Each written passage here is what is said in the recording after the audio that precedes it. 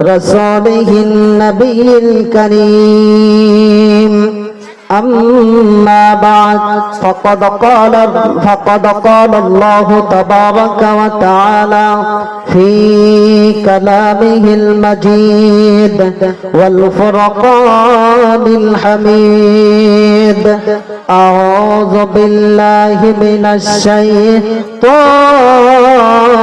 الرجيم بسم الله الرحمن الرحيم إن الذين قالوا ربنا الله ثم استقاموا تتنزل عليهم الملائكة ألا تخافوا ولا تحزنوا وأبشروا بالجنة التي كنتم توعدون إلى آخر الآية. وقال نبينا محمد صلى الله تعالى عليه وسلم خيركم من تعلم القرآن وعلمه أو كما قال عليه الصلاة والسلام.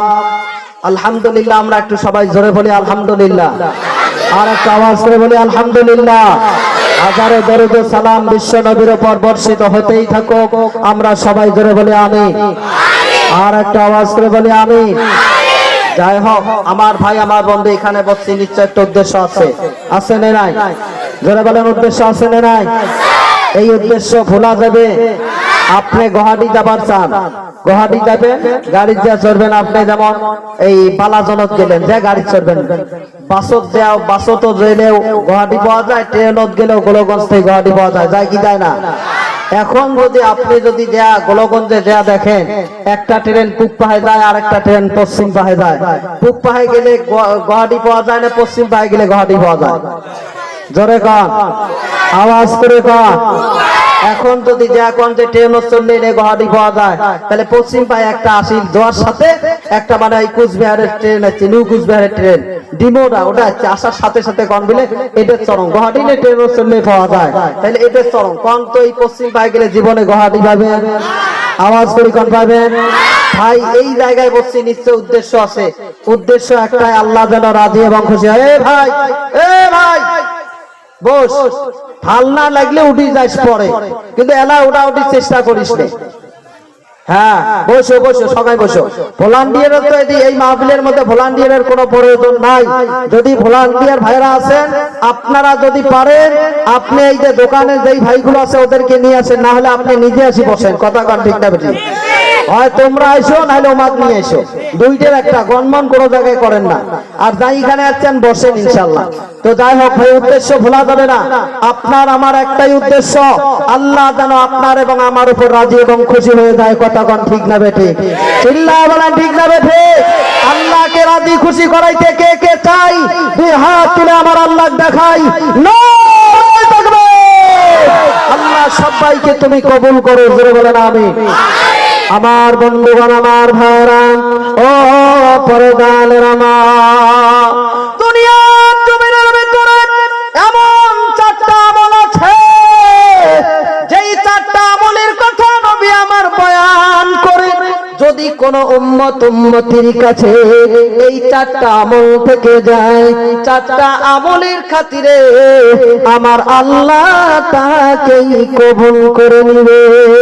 জোরে বলা যাবে না সুবহানাল্লাহ? আমার আল্লাহ এক নম্বর আয়াতের এক নম্বর আমলের কথা কোরআনে কারীমের মধ্যে বয়ান করে। এক নম্বর আমলটা হলো লা ইন শাকারতুম লা আযীদান্নাকুম ওয়া লা ইন কাফারতুম ইন্না আযাবি লাশাদীদ। দুনিয়ার জমিনের ভিতরে আমার আল্লাহ বান্দাকে যেই নিয়ামত গিলে দিয়েছেন, বান্দা এই নিয়ামত পাওয়ার পর যদি কোনো বান্দা নিয়ামতের শুকরিয়া আদায় করে, এই নিয়ামতের শুকরিয়া আদায় করার পর আমার আল্লাহ বান্দার নিয়ামতকে বাড়ায়া দেয়। একটু জোরে বলা যাবে না সুবহানাল্লাহ? নবী আমার জানায়া দেন, উম্মতির দল